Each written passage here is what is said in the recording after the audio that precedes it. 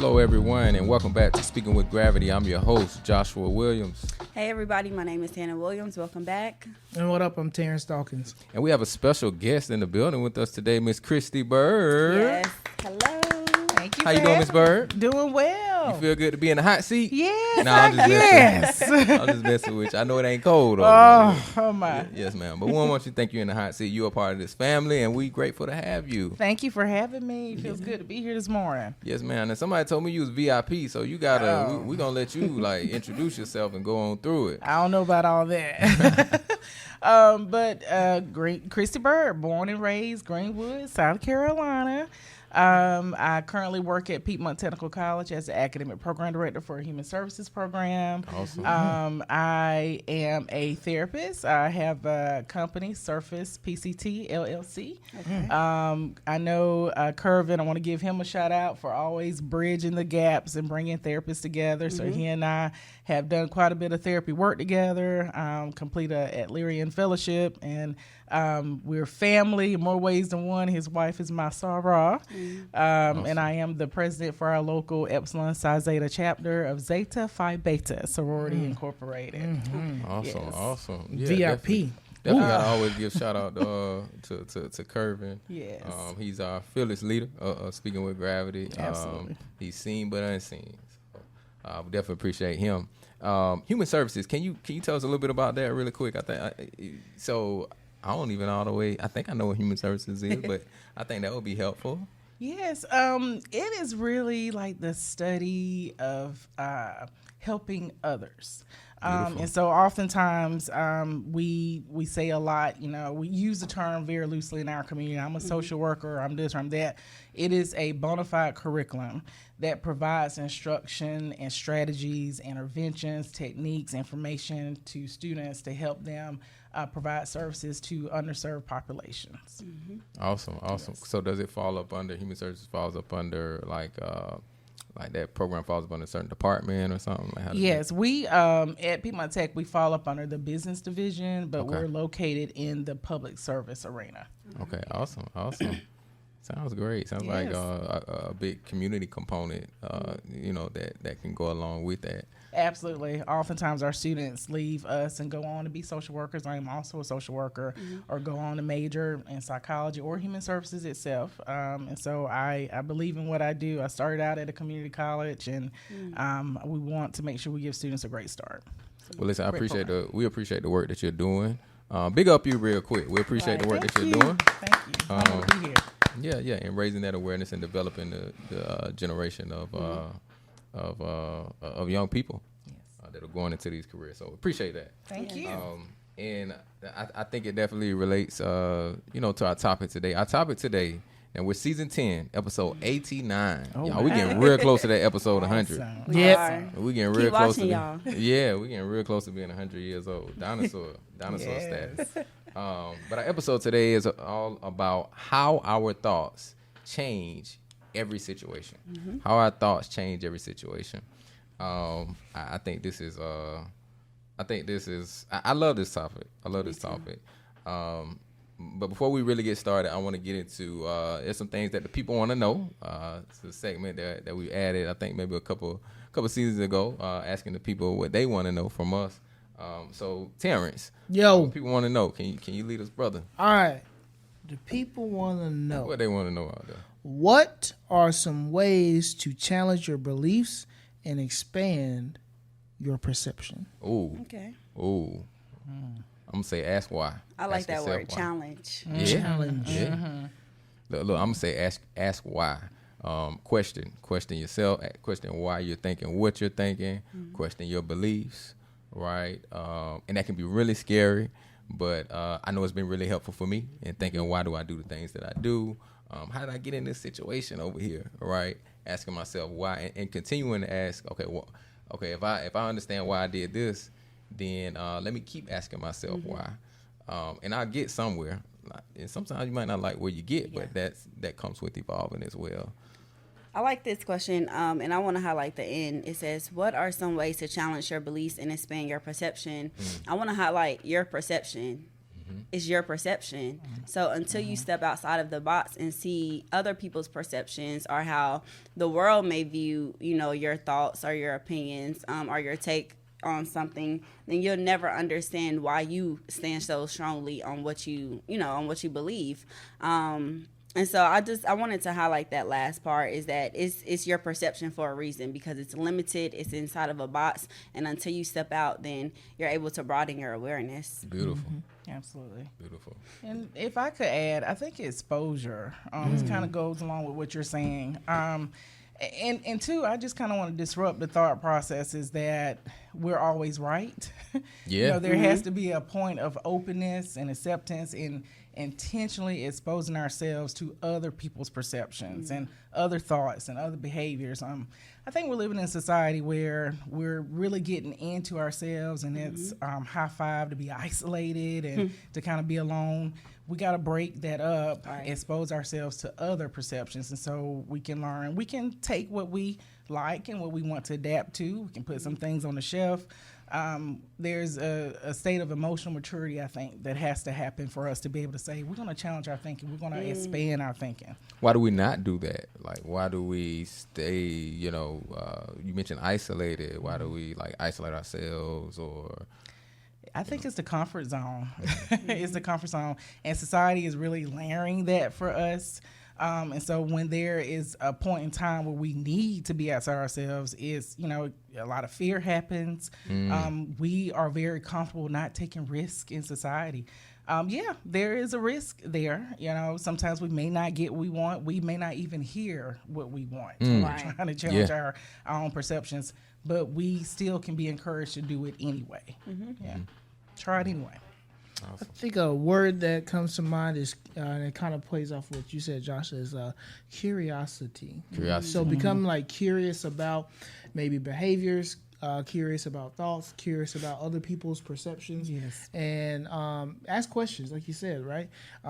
Because I think when you start to become curious, that's when you can learn to get out of that comfort zone, and you can understand why I'm in that comfort zone, and then do some things to kind of get out of it. So I think curiosity is what comes to my mind.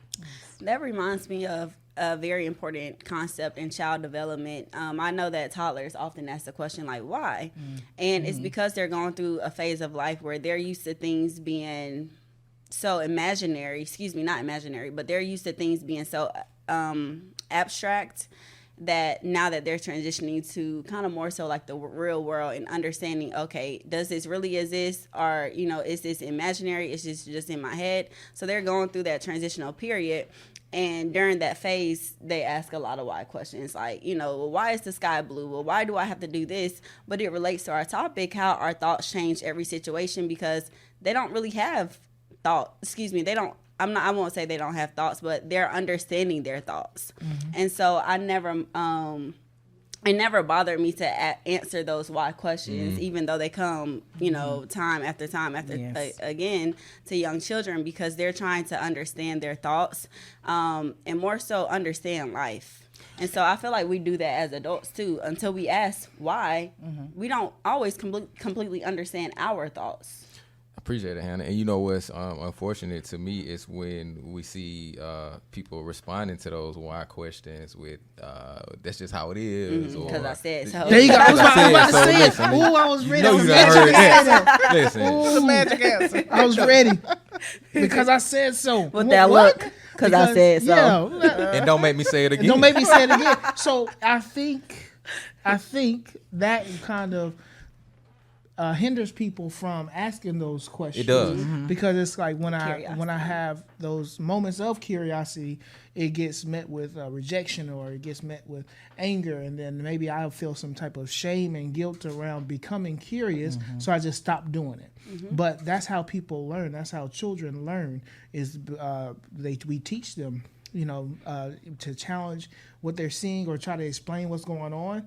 And when we take away that teaching aspect of it, they forget about that part, right? And and that I think that hinders their learning. That's good. Yeah, and learning really should be ever going. Like it's something, it don't just start and stop at childhood. It should be all throughout our lives. Yep. That's what enhances us. That's what continues to develop us. There's such a big difference between. I work a lot with senior populations, and the seniors who are involved in things, who are exposing themselves to things and activities and reading and ever learning and. Also layering their activities with different types of generations. There is such a different development, I think, that takes place with that population versus the population who might be isolated or may not be exposing themselves to other activities. And sometimes the activities are very different than our own. You know, we want to try to grab at life, everything that it has for us. Yeah. And I want to say, you know, when they, a lot of times when individuals don't get the answers or a thoughtful answer from their leadership, being their parents or whoever, they go searching for answers in other places, and they can be misled in that way. So it's almost your responsibility as a parent or as a leader to challenge yourself to, you know, to be thoughtful as well and have those answers. Now, I'll give you an example. Even like at work, sometimes you go into a new job or something, and there's a system in place of how we do things, and don't nobody know why we do it like that. We just always did like that. And so this is, you know, it isn't just in our, it's just in our culture, you know, when we talk about childhood, but it, you know, it's in systems as well. And so we have to, I feel like, be responsible for constantly challenging, you know, the way we think and why are we thinking this way, right? But I think challenge gets a bad rap.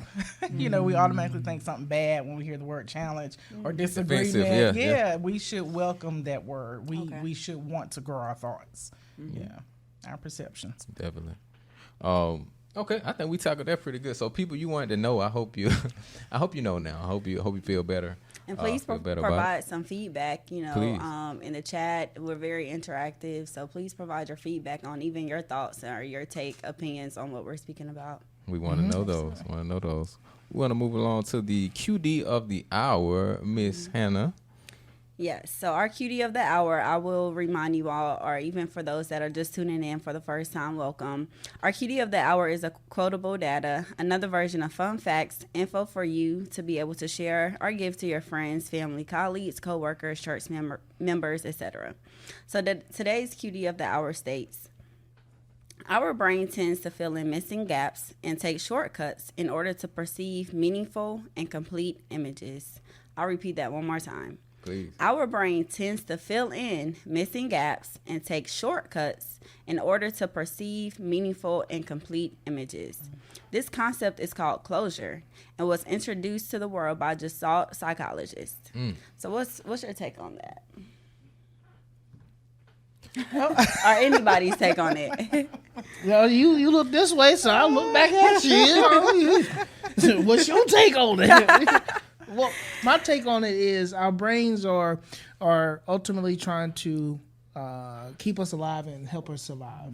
So that missing piece of filling in the gaps is so that we can try to understand a certain situation so that we can learn from that situation to protect ourselves in future situations, if that makes sense. So that's why I think from that quotable data, why our brain does it that way is so that we can like I said, try to fill in the gaps so that we can use it for information if something else was like similar was to happen later. And so for me, don't have a complete thought here, but I'll say that for me, that's how a lot of times, you know, you get into stereotyping and generalizing because our brains are trying to fill in these gaps, right? With the information that's given to me, I want to get to an answer as quick as I can, right? And, you know, we live in a fast-paced environment, so and it's all about, okay, what does this mean? Okay, great, so I can move on to the next thing. And sometimes that's how we get away from the details sometimes, and sometimes there's importance in those details. Sometimes, and we end up making judgments if we're not careful. Could be about ourselves sometimes, and if we don't take that time to sit back and to self-reflect and to understand ourselves, and once again going back to the topic, you know, what our thought process is dictating in our lives. If we aren't taking time for that, then we aren't really sometimes seeing how we're impacting ourselves with the things that we're surrounding ourselves with sometimes. So I think that's something that we have to be careful about is those missing pieces. What are we filling it in with? And also, when we allow our brains to take those shortcuts, I feel like we're missing out on an important part of the growing process. I know you mentioned that those challenges and taking those risks, that's where our development happens. But if we're allowing, and I'm sure it doesn't always happen naturally, as Security was saying, our brains are formulated this way to take those shortcuts, to fill in those missing gaps. So I feel like if we're not intentional about going through the process, then sometimes we miss out on the development that's supposed to come with that situation. And I think understanding that it's a natural part of things. I like what Josh said, the quickness of our brains. I heard what you said with the survival. I think it's also important for us to know that thought processes and learning, it takes time. So everything that's quick doesn't always mean it's the best system or the best thing. Give ourselves permission to talk to the brain, talk to those mental messages, ask ourselves, what does this mean? Why might I be giving meaning to this type of situation? Asking questions, as y'all mentioned earlier, getting outside of our own perceptions and thoughts and beliefs is also important for that. Definitely. I even think about, you ever ask yourself, what's the first thing I thought about this morning when I woke up? And then ask yourself, okay, why? Why is that the first thing on my mind? Why is that so important to me? Doing that kind of self-reflection. And I think what it ends up doing is kind of challenging you to think about why you're thinking the way that you are. And I think ultimately we have we surround ourselves with a system of like beliefs and about ourselves, about our environment. A system of beliefs, based on our values and whatnot. And what it ultimately becomes is our perception, right, of the world and of ourselves. And I want to talk a little bit about perception. Okay. When we think about perception, how does perception, I guess, play a part in our interactions with people, I would say? Well, I can start off. I think perception plays a major part in how we interact with other people. Going back to some of those stigmas and stereotypes, if our perception has always been to view, a certain crowd of people this particular way, then that's how we're always going to view that crowd of people, whether it's really good or whether it really is really bad. And so that goes back into our thoughts. However, it takes that area of growth or development or challenging ourselves to look outside of that perception, outside of that stereotype, to broaden our awareness is what I'm trying to get to. To not just look at a situation or a group of people for what you formerly know them to be or how you formerly know the situation to come out, but more so just embracing what's in front of your face. So I'll give an example. If I always view older people, and I just want to go back to the reference you used earlier, if I always view older people as mean and grumpy, then and that's a perception I have, sometimes that can lead me to avoid interactions with older people. My grandma calling me, I don't want to answer the phone right now. She probably having a bad day. It can even get on a more major level by just, I had an example when I was in nursing school. I could have picked to volunteer at a school or at a nursing home. Well, what did most people pick? At a school. And I was led to pick the nursing home because it challenged me. And not only did it challenge me, but I was able to learn, these people they're pretty cool. They're just going through a different phase of life. But I was able to learn a lot of wisdom and I was able to grow as a person simply from changing my thought about a situation. Yes. So I definitely feel like perception, it goes hand in hand with how we interact with people. And I feel like also you kind of gave meaning to, and we kind of talked about this before. I feel like we did. You kind of gave meaning to that challenge, right? And you said, okay, this is something that's going to challenge me, someone else can be looking at it like, oh, this is a challenge that that's going to hinder me from maybe, from it's going to affect my comfortability, right? I'm not going to be as comfortable, but you took it as, you defined it in a different way. Right. So how can defining our situations, how can that what kind of effect does that have, right? Defining our situations. Because I feel like that kind of delves into perception a little bit as well, right? Because how we're perceiving situations that we're in, whether it's, I'm having a disagreement with my friend over here, if I define it in a certain way, then that affects the way that I approach the situation, right? So, I'm listening about to say something. I'm listening to you, and I'm thinking to myself, tread lightly. When we give a definition to something, sometimes it's hard to disrupt that definition. We make it permanent, Our thought, we have to be careful with our thoughts, really. And also, there's this thing, we have to think about our thinking. And I think that's the part of the challenge that we don't want to get into. I heard you use the word, maybe I heard you use the word comfortable. If we don't challenge that, if we don't think about our thinking, we will always be comfortable in our own thoughts. Our thoughts are everywhere we go. It's part of who we are. So we can get stuck in that. We have to be very careful not to get stuck in that. I also want to bring to surface like experiences. I know experiences also shape perception, and that also shape thoughts. And so I love the fact that you said the internship, you done something totally different. So you could welcome new experiences as well. I still go back to that exposure. That's what helps to kind of disrupt this thinking and kind of help move our thinking forward. I oftentimes work with people who struggle with life tasks and obstacles and things that could be going on around them. Going back to what I was saying earlier about those mental messages and, again, thinking about our thinking, we're very quick to automatically say, why is this happening to me? What is going on with the world around me? Why am I having such a difficult time?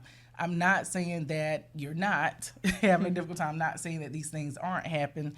But sometimes if we change our perception to, what can I learn from what's happening right now? What is life trying to teach me? What lessons can I walk away from?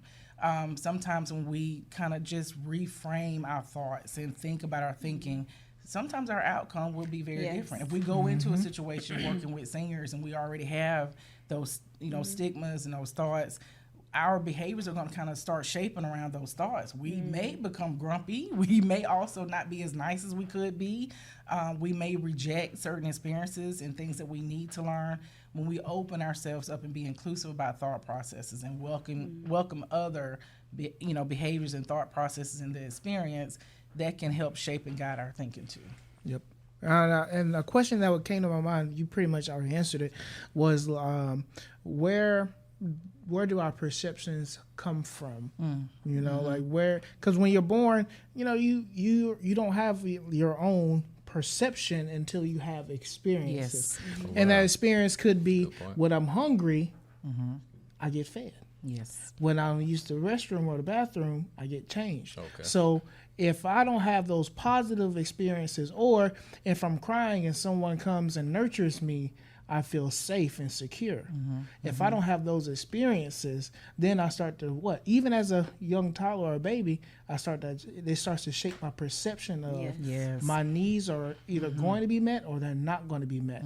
And that's even before children are able to verbalize their needs and things like that. So I feel, and I say that because part of what I study and what I talk about is intergenerational trauma, as I mentioned before on previous episodes, and attachment. And that really sets the framework on how we're going to look at the world, look at ourselves, and look at other people when it comes to our different experiences that we've had and how that shapes our perception. So you pretty much answered that question when you start our different experiences. But guess what? Even if you didn't have those positive experiences, like you said, you can create new experiences. Absolutely. Right? Which then helps you, I like to say, not overwrite those negative ones, but it kind of updates it. So it gives you a hey, this happened, but guess what? This also can happen. And so if you increase these new positive experiences, it can help those not so good experiences. Not, like I said, overshadow them, but give it some way to challenge them. Yeah. So I'm very interactive, and so working with clients or even in the classroom, I like to do something. Let's do something. We're gonna think and we're gonna do.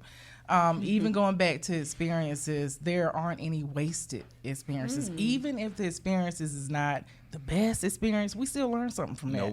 We may learn what not to do. I like that. As a result of that experience. And so, but again, we got to expose and we got to experience life.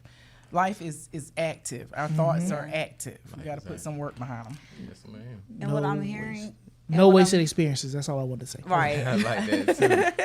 What I'm hearing is that our thoughts can shape our identities. Terance, I like how you used the example of infants, and if their needs are not met, how that can shape their identity from infancy. And then Kristi, I like how you used the example of and even Josh, I feel like there's been so many examples how our thoughts can directly either challenge us to grow into a different identity or grow into just ultimately develop. And that made me think of a situation, just a current situation where I'm in the process of having to relocate. Okay. And for people that know me, they know that I've always lived in Charlotte or even North Carolina. I've always been somewhat of a girl that loved the city. I always saw myself moving to, if I moved out of Charlotte, I always saw myself moving to a larger city. And so... You moved to the country. Country girl at heart. And so with some recent changes in my life, I do have to relocate. And not only do I have to relocate to a different city, but I have to relocate to a different type of city, which is not what I perceived or thought would ever happen. So initially, I'll be moving, to South Carolina and to more of a suburban type of area. Well, initially, I had negative thoughts about it. And this was from my perceived notion that you always wanted to grow your family in Charlotte. Oh, well, if you didn't raise your family in Charlotte, you wanted a larger Houston, DC, Atlanta. I had those big city dreams, and those and those were just my it's a word I'm looking for, but that's basically how I envisioned life. I was living in that box, and then when a situation came and I had to, step outside of that box, it didn't feel good. Change and stepping outside of my comfort zone did not feel good, and I was going through a phase of just negative feelings, like this relocation is going to be bad, it's going to be difficult for me. And then I had to reframe. I had to reframe my mentality, and directly relating to the title of our lesson, how our thoughts change every situation. When I was in those negative thoughts, it was showing in my behavior. When I interacted with people, they could see that I was not excited about this move. However, when I reframed my mentality, and this is something I even worked with my therapist about, she said, well, what will you be gaining from this relocation? So I had to reframe, what am I losing by leaving from the big city, and what will I be gaining? Well, I've always wanted to raise my children and my family around my parents so that I could have a sense of support. I'll be 30 minutes from my parents, so that's something I'm gaining. I always wanted to just have a big sense of church community. That's something else I'm gaining. And most importantly, I'm gaining the love of my life. You can't put that feeling into words. So once I reframed my mentality and I focused on what I was gaining from that situation, all of my thoughts just aligned with that relocation, and I feel so much better about it. So I feel like I understand how you reframed. It sounds like that question that your therapist asked really led to a lot of reframing. Can we real quick just tackle that reframing, what that really consists of for viewers who might not? I feel like you gave a great example. Okay. But for viewers that might just need a little bit more on reframing. Can anybody hop on that one? I got something, but I'm gonna wait with mine. Why you going to wait? Matter of fact, no. You trying to put everybody else on the spotlight. And you going to wait? No, you go. We want to hear what you got to say, Josh. So I got something. For it's the first thing that came to mind. I got something for my I would say my spiritual and faith-based listeners out there. Okay. There's a scripture, and it just always comes to mind. Romans 12:2. And it's really one part that comes to mind. Be transformed by the renewing of your mind. Yes. So you're at a point, and how I kind of take the scripture is you're at a point where you're conformed to something in your thinking, right? And you almost have to reframe, right? And what happens when you're renewing your mind is it causes a transformation to happen. Now, your thoughts are never the same from there, right? Your thoughts originated from one place, but now they're originating from a completely different place. You've introduced something into your life. And that's when I think about reframing, I kind of think, well, it's kind of related to that, right? Your therapist introduced, I think you said your therapist, right? Yeah. Introduced a question into your life, into your mind that challenged the way that you were thinking. Yes. And from then on, your thought process about the thing that you were so negative about was completely different. So it's almost like your mind was renewed. So I don't know. My mind went to that for my faith based and my I like it. You said that. I like that. So I just want to expand on that. Yeah, I appreciate that reference too, and that just reminds me about, to answer your question, what is reframing? I think about, if we're living in a box, reframing is just intentionally. I want to use that word because reframing is the intentional process of looking from outside of that box. So reframing can look like asking a question that will take your brain here. And that's exactly what my therapist did. I was inside of that box, and when she asked me that question, my thoughts went outside of the box. Okay. Reframing can also mean taking a risk. Taking a risk that you have never taken before, and that does not exist in that box. It's going to take you outside of that box. It's going to challenge you to look at life from outside of that box. So when I think about reframing, it's just the intentional process of thinking differently. Yes, I like that. For me, reframing it's the mental push. Like, there's work going on in the brain all the time. We're sitting here, we're talking, there's constant work in that brain. I like the word intentional. It is I'm making myself push these thoughts. Like, I'm pushing past what I would have normally thought. I'm pushing past what others may have told me. I'm making myself think deeper about this situation or whatever the questions might be. I like what you said earlier too. Our mind matters, right? What is going on in the head often comes out around us in our society, in our circles. And I think it also speaks to the power that the mind and the brain has. Like, you're saying, if I change my thought, I can then feel differently. Yes. Absolutely. If I change my thought, I can then behave differently. Absolutely. Yes. We have that power to do that. And sometimes we have to invite that and put that push in. We got to invite it. I want to tell a little story. Tell a story. So I got 2 dogs. All right, but when I first got my first dog was about 10 years old. So about 10 years ago, the dog was a puppy.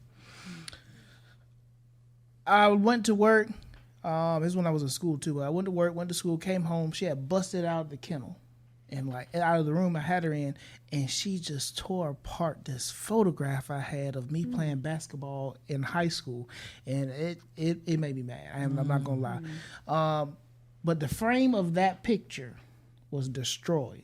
Now, I could have went and bought the same frame and put that picture in that frame, and it would look exactly like it did before. But what if I introduced a new frame? We got a new one. Guess what? That picture is going to look totally different based off of what I introduced to that picture. And I use that story to say we could have distress related to how we perceive different things, but if we think the same way, we put the same frame of the way we think around that picture, is going to look the same. Nothing's going to change about that. I like that. Picture. I like that. But if I went and bought a new frame, meaning thought a little bit differently, introduce a new piece to how this picture is going to look totally different. So ultimately, I bought a new frame. Anyways, for that picture.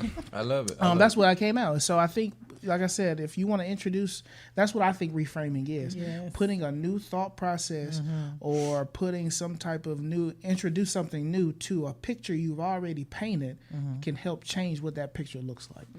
What about the dog? What happened? Oh, no, I we ain't going to talk about that. She's still alive.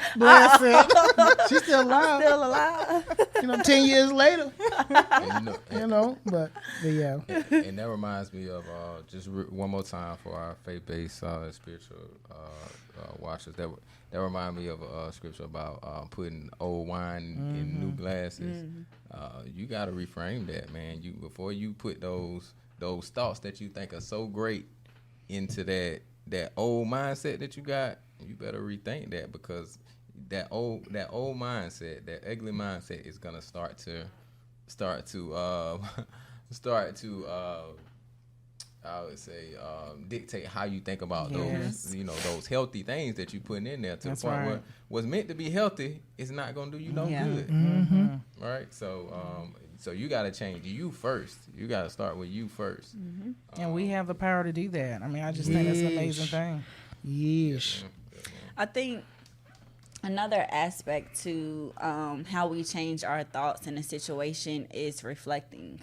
So if we take time to reflect on our actions, let me start with our thoughts. If we take time to reflect on our thoughts, and how they impact our actions, our behaviors, even our interactions, that self-reflection piece is so important into stepping outside of the box. But if we never take that time to self-reflect and just meditate on why do I act like this? Why do I have this this connotation in my head, or why do I have this stereotype? Then we never create that space to challenge ourselves. So I just wanted to highlight how self-reflection is so important, and that's a daily thing. Yes. Self-reflection isn't okay, after this year, now it's time to go into 2026, I'm going to reflect. That can be a daily thing. That should be a daily thing, because we make decisions and we're in different situations every day of our lives, and we interact with people every day of our lives. So I'll even make it personal. I like to self-reflect every day. I like to see, how can I improve on tomorrow as a human being? How can I improve in my relationships? How can I improve at work? And that's just the process of stepping outside of that box. Yeah. Beautiful. And for our listeners, if you want a little homework, want to do a little research, there's a concept that was introduced to me, Alfred Adler's concept of, I think, individual. I forget exactly what it is, but look up Alfred Adler and some of the research that he did. I think it would be good homework for you, just to continue the conversation going. And we encourage you to please bring this conversation into your homes, challenge yourself, and then challenge the ones around you. Be careful with that now, how you challenge folks. But and remember, you have to tackle that word challenge. I think it's going to be really important for us. It is important for us to refocus the word challenge. I think we talked about that in this episode, to refocus that. And also to add intention to it as well. Like when you're challenging yourself, add intention. Be intentional about it, and about the goal that you're trying to get to. One, and I'm glad that you highlighted that. And I know in the QD of the hour, it spoke about DeSalt. And in the counseling field, we have, foundational people that taught different techniques or different methods or different learning processes to how we counsel others, or how we can learn from our thoughts. And one technique that we were taught in school is kind of like the empty seat. So you basically, sit down and you think of yourself in an empty chair, right in front of you, or, wherever the placement is. You think about an empty seat, and you basically talk to that empty seat. So when my therapist did this exercise with me, in that empty seat existed the 10-year-old version of myself. So what would the 10-year-old version of Hannah say? And what do you want to say to the 10-year-old version of you? And during that exercise, I was able to learn so much about me. 10-year-old Hannah had these, beliefs that she was taught. Fast forward to 25-year-old Hannah, at the time that I did the activity, there was so much growth and development and even some trauma there that I just had to process and think about. So when we talk about how thoughts change your situation, sometimes those thoughts can exist within yourself. Yeah. It's not always external thoughts about others or about the world. Sometimes they exist within ourselves. Beautiful. And I think that's a beautiful wrap up, y'all. We're running a long time, but we want to give Miss Kristi Byrd the opportunity to, well, first of all, we want to thank you for being with us today. Yes. And we appreciate you. Thank you. Yes, ma'am. It's been a pleasure. I want to give you opportunity to just say anything that's remaining on your mind, just to get that up. I think this conversation it was a needed conversation. We probably should have these conversations way more often, thinking about our thinking. And I just want to go back and reflect on it starts with us. We are the push for our thoughts. We manage our thoughts. We have an opportunity every single day to be inclusive with our experiences, our thoughts. We have an opportunity to expose ourselves to other ways of doing things. Take the risk. Get the experience, right? Don't get older and look back at your life and say, I wish, or I shoulda, coulda, woulda. Have those experiences every day. Be very intentional about it. Beautiful, beautiful. Well, y'all, we thank y'all for another episode of Speaking with Gravity. We'll see you all next time. Thank you for tuning into this episode. Please remember that how we perceive things can have a big impact on our mental health and our happiness. So just continue, we challenge you to practice reframing those thoughts this week. And we hope you enjoyed this episode. Please remember to subscribe, to leave a review. We love feedback. And until next time, we'll see you. Take care, y'all. Peace.